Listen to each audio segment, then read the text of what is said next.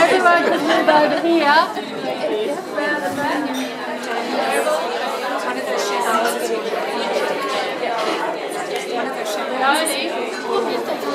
There you go. This is punishment for the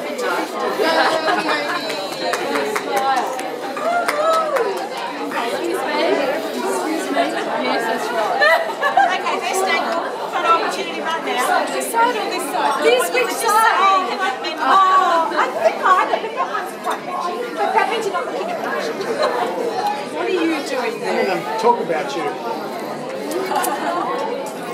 Help the pictures. Yes, it's good, yeah. And the one behind you as well. Deborah, lower the one behind you. The curtain. Got to be in darkness for this.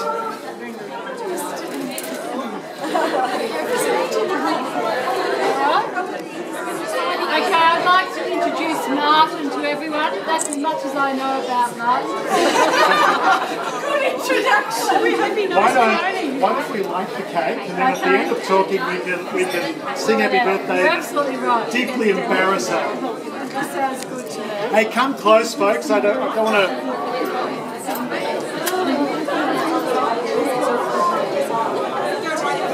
All right.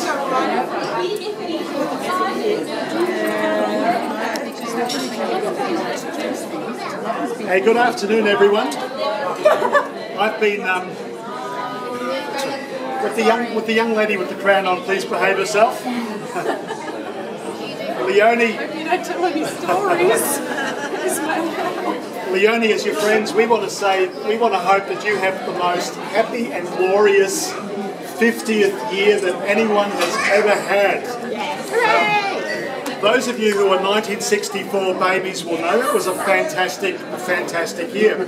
Did you know in 1964 the Beatles were launched onto the world stage and came as a special honour because of your birthday down to Australia?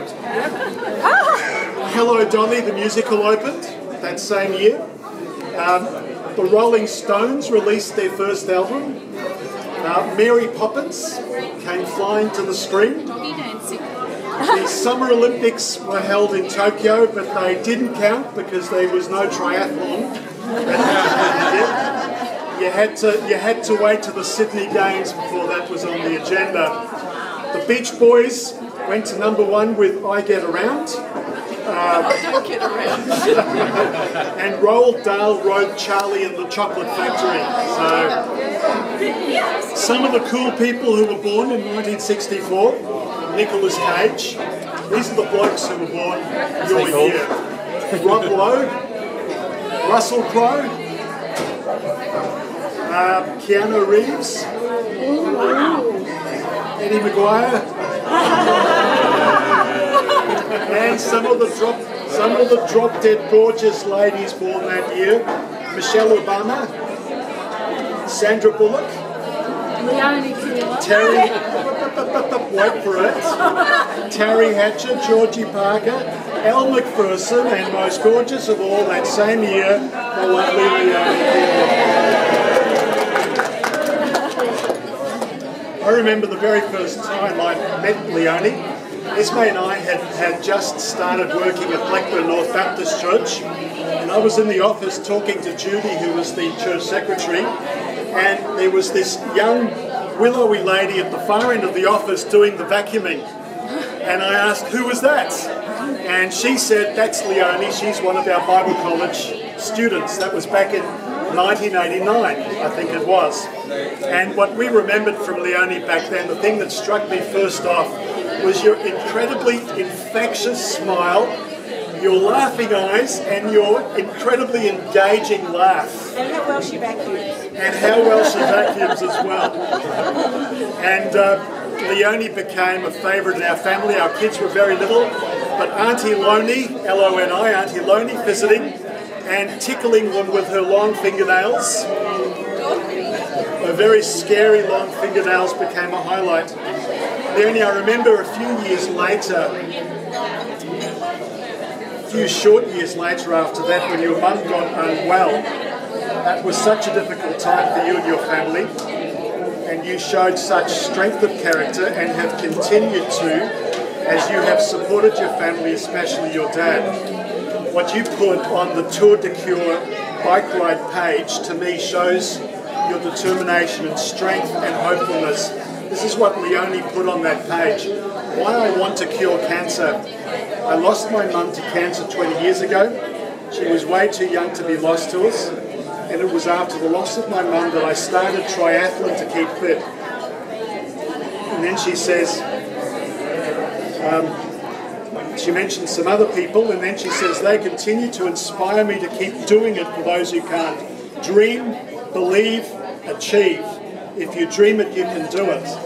And I've watched as you've done that since that time in your efforts and how you have. I actually remember when you first started running, because I got into running as well, and I made a whole sometimes 2 kilometres in a row, and you kept on going, and you kept running and swimming and riding your bike and setting records, and you're still doing it and improving your times, and you're doing it with a passion and a vision, and we appreciate that about you. We also appreciate your affection for your animals. I've tried to get an idea of some of your pets over the years. There was a Sylvia the cat, Cocky the cockatoo. You forgot about him. I gather there was a Fabian the Labrador who inspired you to do your Queen's Award. Yes. And then, of course, Missy and Bonnie, and is there another? Phew, that's good. Some of you will have seen the Wizard of Oz video. Just amazing how you keep doing that, your commitment to teaching responsible pet ownership. So, I want to leave you with a prayer and then a blessing as we sing to you. Here's a prayer for turning 50. God, it's in the first person. God, grant me the senility to forget the people I never liked, the good fortune to run into the people I do like, and the eyesight to tell the difference. So we're hoping that when you put your glasses on in a few minutes and look around, you're not going to be in for a horrible surprise. In conclusion, we're going to sing in a second, but raise your glasses with me if you've got a glass. This is a traditional Gaelic toast, but I reckon it actually goes well for a triathlete. Leonie, may the road rise to meet you. May the wind be always at your back. May the sun shine warm upon your face and the rains fall soft upon your fields. Until we meet again, may God hold you in the palm of his hand. To friendship, to health, to birthdays, may you have many more, Leonie. To Leonie.